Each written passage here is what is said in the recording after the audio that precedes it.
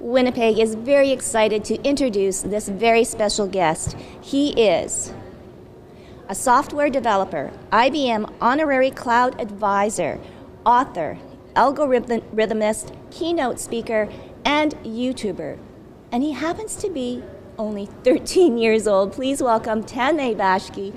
Tanmay, I couldn't memorize all the titles, and I think you have another one to add to the list? Yes, cognitive developer. I work with cognitive computing and cognitive technologies like IBM Watson.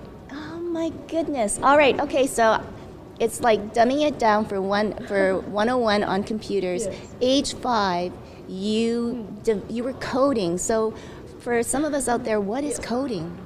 Well, coding is essentially writing down instructions, a list of instructions for computers to be able to do anything. Because if you think about it, computers are dumb. They can't do anything. In order to make a computer do something, you need to tell it exactly what to do when something happens, or if something else happens, you have to do this, you have to tell it exactly what can happen, and computers need to know everything beforehand.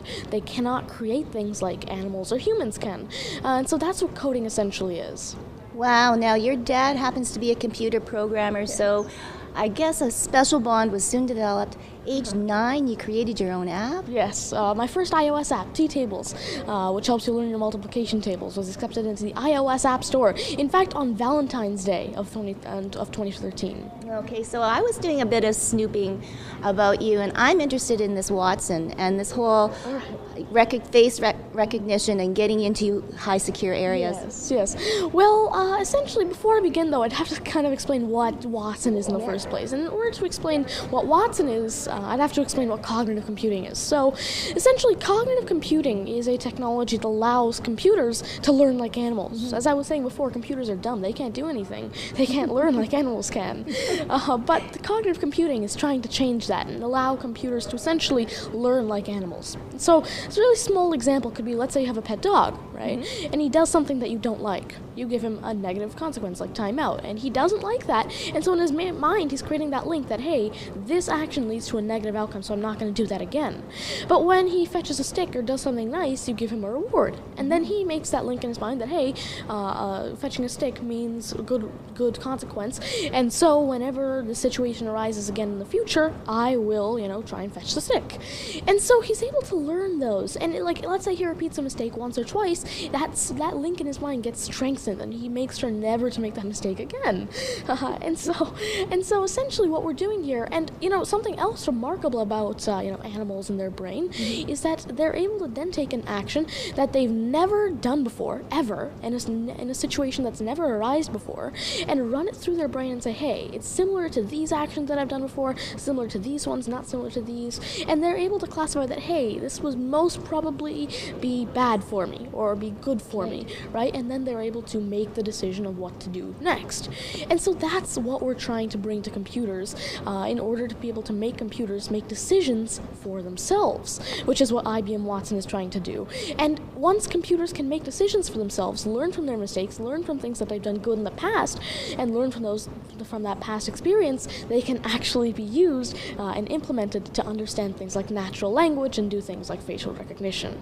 Wow, so are we going down a slippery slope? Are we going to be soon replaced by computers built by Tanmay? Well, this is actually a question that a lot of people get asked in the cognitive computing field generally, that will everything be replaced by computers? Well, I'd have to say no, because if you think about it, that's why it's called artificially intelligent, like artificial intelligent. Computers aren't actually intelligent, they're artificially intelligent. They've been created by humans, so I don't think it's going to be very possible to actually have computers that are smarter than humans. Instead, artificial intelligence and this sort of cognitive computing should be used to enhance the intelligence of other humans and animals, etc.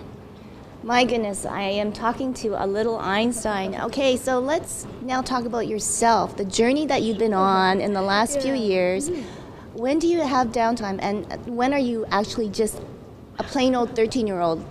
Well, if you're asking what I like to do apart from coding, well, might shock you, but I actually do some other stuff apart from coding, which, I mean, I like to do things like table tennis, biking is good, but then again, in Canada the weather sometimes doesn't allow for that.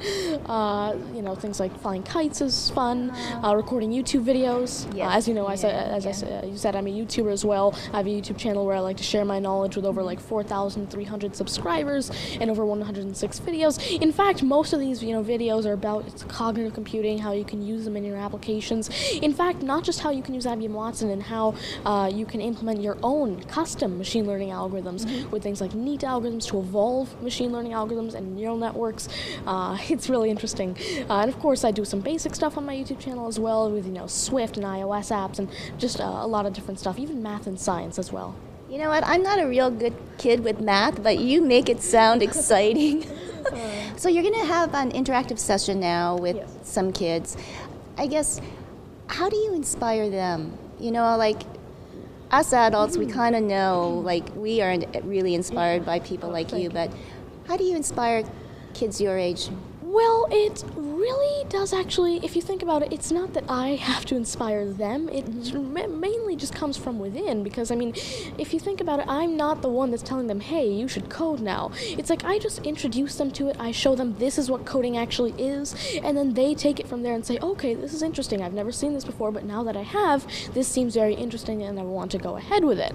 And so, I mean, that's essentially how it works. So, I mean, actually, another really interesting fact is last week, or 2 weeks ago actually, I was invited by Apple to the UK to give a keynote at their Apple headquarters in the UK. And so essentially what happened, and so this was in London, and I was also invited to have a session and workshop as well as keynote at the Halcyon London International School. And so there were around, I'd say, 15 to 20 kids there in the workshop, and I just showed them, how you can create a Bluemix account, how you can train Watson, how you can create an iOS application with Watson, and how you can test Watson and improve Watson's performance. And so they had actually, most of them had never coded before, and so essentially they were terrified of coding. They just heard the name coding and they were terrified. But once I'd actually shown them an example of how you can code and given them the opportunity to take a look at it, they were actually quite interested, and now most of them are actually starting to get into coding. They actually contacted me on my email. I'm helping them out personally, one-to-one, and of course I think that if it comes from within, then you'll be able to code very nicely. Oh my goodness gracious. Is there anything else that you want to accomplish in this short span before the year is over? Well, one of my goals, that's sort of like a long-term goal, not like in this year specifically, is that I'd like to reach out to and help at least 100,000 aspiring kid coders and beginners. And in fact, I'm actually around 2,850 people there already. Oh my God. All right. Well, maybe our future Prime Minister, but definitely, we are inspired by you, Tanmay. Thank you so much. Thank you. And you know what? We do have an opening at Shaw TV in our master control, and I think we could use you. Thank you. I'd be glad.